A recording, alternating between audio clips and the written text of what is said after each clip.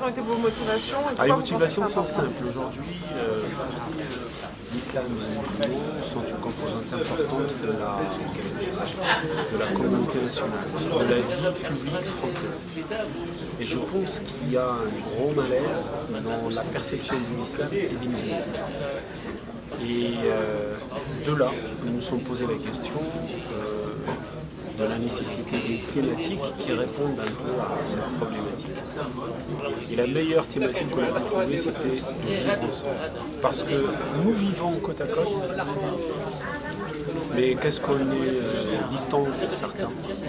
Ça fait aussi l'affaire de quelques médias, parce qu'ils mettent un peu des barrières un peu entre nous. Certaines politiques, surtout des politiques de l'extrême droite, pour ne pas citer le Front National, qui n'ont pas trouvé de fonds de commerce aussi productif que l'islam et les musulmans, quitte à les sacrifier. De ce fait, à chaque fois qu'il y a une célébration religieuse, telle l'Aïd, tel Ramadan, tel le mouton de l'Aïd, tel la naissance du prophète, à chaque fois, on a droit à un traitement spécifique. À chaque fois, on est pointé. Et je crois que pour vivre ensemble, pour vivre bien, pour vivre en harmonie avec le reste de la communauté nationale, il faut expliquer ce qu'est l'islam. Il faut expliquer ce que c'est les musulmans. Il faut expliquer quelles sont les contraintes. Et à partir de ce moment-là, on arrivera ensemble à trouver un terrain d'entente pour qu'on puisse tout simplement se comprendre les uns les autres. Il y a beaucoup de clichés. Il y a beaucoup de gens qui ont des images qui ont été schématisées par les médias. Et souvent des images très négatives. Et nous, notre rôle, c'est de corriger un petit peu cette image, la remettre à l'endroit, de façon à ce qu'elle soit bien perçue et bien vécue.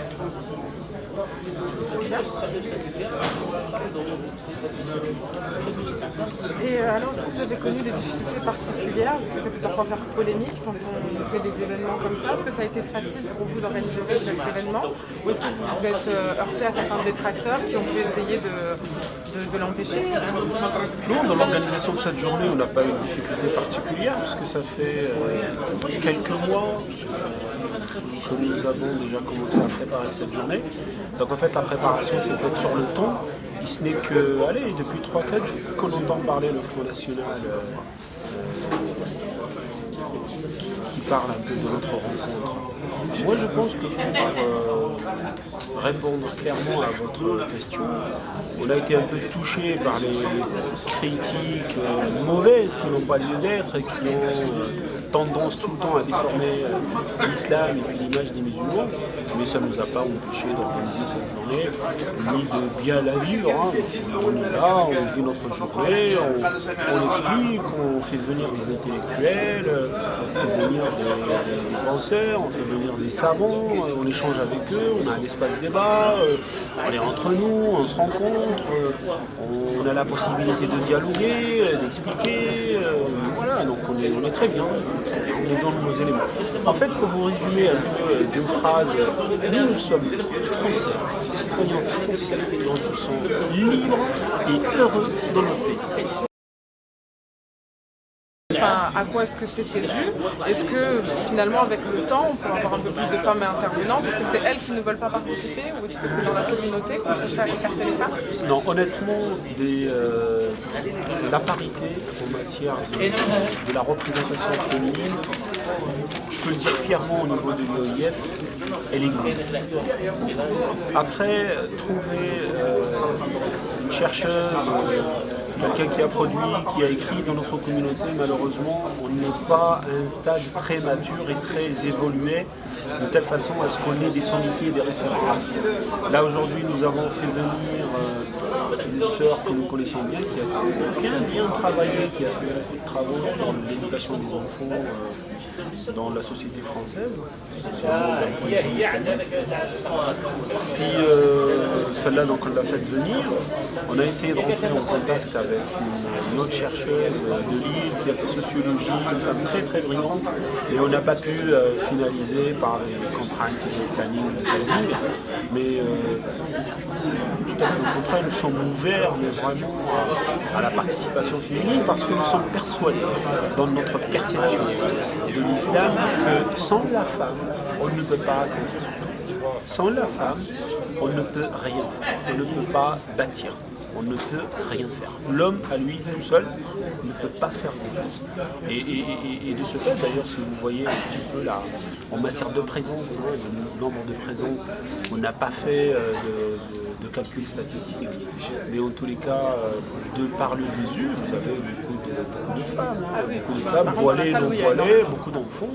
Je peux vous dire que sur les statistiques de l'année dernière, parce que celle de cette année ne s'est pas faite, 40% de ceux qu'on reçoit comme public sont des enfants qui ont moins de 12 ans, 40%. Ça veut dire que c'est des parents jeunes qui viennent avec leurs enfants et leurs enfants sont demandeurs et on s'est fixé comme objectif de leur présenter quelque chose à leur mission.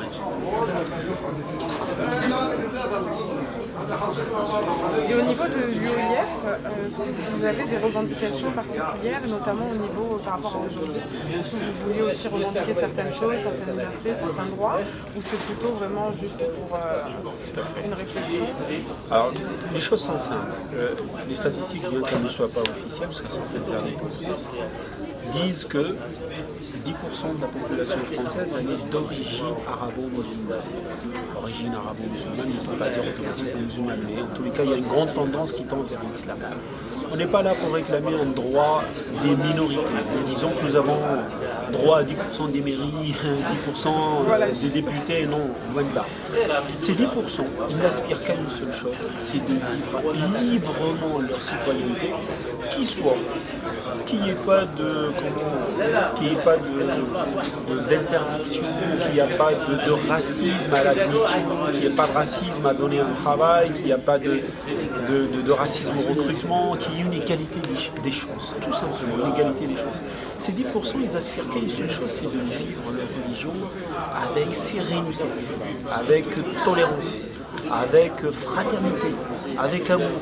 Et ça, c'est des valeurs qui manquent malheureusement aujourd'hui à notre République. Parce qu'aujourd'hui, le traitement médiatique réservé à l'islam et aux musulmans fait qu'à chaque fois qu'on prononce islam musulman, paf, on a le coup de bâton, voilà, l'image elle est négative. Et si on peut les enfoncer, bon ben on les enfonce. Non, les 10% n'aspirent qu'à vivre heureux comme simple citoyen. Tout. Comme ça, les citoyens. Et vous pensez que ce problème est particulièrement français ou est-ce que vous estimez que ce problème à l'islam est européen, voire international? La France est le pays dans lequel il y a la plus grande proportion de musulmans en Europe. Forcément, ce qui se passe en France, il est examiné à la loupe par les autres pays. Et donc la France, elle est, si vous voulez, un modèle social unique par rapport pas seulement à l'Europe, mais par rapport à la planète tout entière. Et j'en profite justement de ce que je viens de dire pour dire que les politiques français, parce que c'est eux qui impriment la politique, et surtout les médias, parce que c'est eux également qui impriment le pas, ils devraient faire un effort pour aller à l'autre, pour tendre la main. Parce que ce que nous vivons aujourd'hui, c'est de l'islamophobie, c'est-à-dire une manière de montrer l'autre avec le doigt, de le pointer. Et si on pouvait le mettre au coin, on le mettrait au coin. Aujourd'hui, moi, quand j'entends les politiques parler, on parle du racisme, on parle de l'antisémitisme, et paradoxalement, on ne parle pas de l'islamophobie. Or, c'est celle sur laquelle quasiment tous les politiques et tous les médias s'entendent pour dire tapons l'islamophobie. Et ça, c'est pas bon. C'est pas bon. C'est pas ça qui fera l'unité de la France. C'est pas ça qui fera l'unité de la République. Nous sommes 10% de la population et nous réclamons tout simplement un droit de citoyenneté et un traitement égal vis-à-vis des autres. Nous sommes français avant et après tout. Et justement, justement, vous parlez du terme d'islamophobie qui est souvent refusé d'être utilisé dans la sphère médiatique. Qu'est-ce que vous en pensez? Pourquoi vous pensez qu'ils ont tant de difficultés à utiliser le mot islamophobie? Est-ce que vous pensez que même en tant que musulman, on doit l'utiliser ou c'est mieux de dire anti-musulman peut-être? Peu importe. Moi, je ne joue pas sur les mots. Il faut juste qu'on ait la même signification de ce qu'on dit. Si le mot islamophobie dérange certains politiques, ils disent anti-musulmans. Moi, ce que je veux, c'est que les musulmans soient traités de façon égale avec les autres. Maintenant, les politiques, ils ne sont pas bêtes. Les politiques savent que, et ça c'est l'expérience qui nous l'a montré, que pour être élu, il faut taper sur une population particulière, c'est les musulmans. Tapez sur l'islam et les musulmans et vous êtes élu. On l'a vu avec Sarkozy, on l'a vu avec l'extrême droite, le Front National, quand il s'agissait des élections municipales, départementales, sénatoriales, tout ce qu'on veut. À chaque fois qu'il y a une élection, à chaque fois on va sortir des dossiers, on va dire ah sécurité, ah islam, ah musulman, et on va continuer à taper. Et je pense que c'est là où les politiques devraient reprendre un petit peu la chose. Mais qu'est-ce qu'on veut? On veut la paix. Nous, notre leitmotiv, c'est salam alaikum, c'est la paix sur vous. C'est ça. Quand on se salue, quand on se voit, c'est la paix sur vous. C'est ça qu'on veut. Donc on voudrait que nous, on envoie la paix aux politiques. Je voudrais que les politiques nous la rendent. J'avais une question à vous poser par rapport donc là, plus récemment, donc, il y avait des attentats à Bruxelles, et juste avant il y avait des attentats à Paris. Donc je ne sais pas forcément la position de l'OIF, donc je pense que tout le monde condamne. Est-ce que vous, l'OIF, est-ce que vous proposez un programme justement pour lutter contre la radicalisation des jeunes? Est-ce que vous avez déjà pensé à ça? Primo, pour commencer, l'OIF a toujours dénoncé les actes criminels, ceux qui ont été commis à Paris et à Bruxelles. Vous pouvez aller sur le site de l'OIF pour les voir. Vous savez pourquoi le site de l'OIF? Parce qu'on ne tend pas le micro. Les médias ne viennent pas nous voir pour nous demander quel est notre avis, parce que notre avis est républicain, il ne peut pas être autre. Donc nous dénonçons parce que nous ne reconnaissons pas ce type d'acte. Ce type d'acte, l'islam les interdit. L'islam les interdit. Et on ne les reconnaît pas, d'une part. D'autre part, la deuxième question, vous disiez, voilà, la radicalisation. Voilà. Il se trouve que les gens qui commettent ces crimes, ils ont quelque chose de commun. Ce pas des gens qui fréquentent la mosquée. Ça, c'est les statistiques, c'est les études du ministère de l'Intérieur, qui sont publiques et qui sont sur Internet. Ce ne sont pas des gens qui fréquentent la mosquée, premièrement. Ce pas des gens qui sont hyper pieux. Et c'est des gens qui, en gros, ont un passé de délinquants, un passé de prisonniers, un passé de braqueurs, un passé de criminels. Ils sont loin, et très loin, du modèle du musulman. L'État, qu'est-ce qu'il a fait aujourd'hui? Si on fait une étude sociétale simple, quand vous allez à Paris, quand vous allez à Marseille, quand vous allez à Lyon, quand vous allez à Lille, dans ces grandes villes et d'autres, vous allez entendre parler de la ZUP, vous allez entendre de la ZEP, vous allez entendre de la HLM, vous allez entendre parler de la banlieue. Qu'est-ce qu'on a fait dans ces banlieues? La politique de la ville en France, c'est quoi? C'est parquer les Arabes de côté, parquer les Comoriens de l'autre, parquer les Gitans de l'autre côté, et ainsi de suite. Et qu'est-ce qu'on a fait? On a fabriqué des zones d'un endroit. Alors que la richesse de la France a toujours été la diversité. Diversifier, mélanger les gens, et là vous avez des citoyens modèles. Et quand vous parquez les gens, vous vous attendez à quoi? On se retrouve avec des écoles qui sont construites dans ces cités qui ne produisent pas le modèle qu'on veut, parce que c'est là où nous avons le taux d'échec le plus grand, et c'est là que nous avons le taux de chômage le plus grand. Il y a une exclusion, il y a un certain racisme, je dirais, latent. Il n'est pas dit, mais il est fait. Il est fait. Qu'est-ce qu'on produit finalement? On produit les braqueurs, on produit les vendeurs de shit, on produit... Et c'est malheureux. Je vais vous donner un autre exemple qui illustre ce que je dis.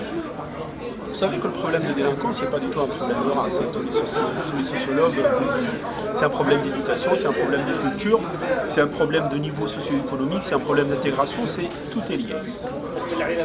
Quand vous allez dans les prisons françaises, il y a un chiffre qui est étonnamment élevé, qui ne reproduit pas la statistique de la population.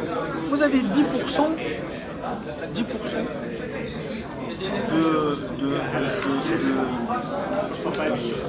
de composantes arabo-musulmanes de la communauté nationale. Sur 60 millions, il doit être 6 millions, à peu près, 5-6 millions. Quand vous allez en prison, vous n'allez pas retrouver 10% des prisonniers qui sont d'origine arabo-musulmane. Vous allez trouver 30, 40, 50, 70, 80. Là, on doit se poser des questions. L'État a failli à quelque chose qu'il va falloir qu'il corrige. Il ne peut pas faire la sourde oreille, fermer les yeux, laisser les problèmes prospérer pour par la suite dire « Ah, il y a un problème de radicalisation, mais comment on fait ? Quel type de solution ?» La solution, elle commence déjà à la base.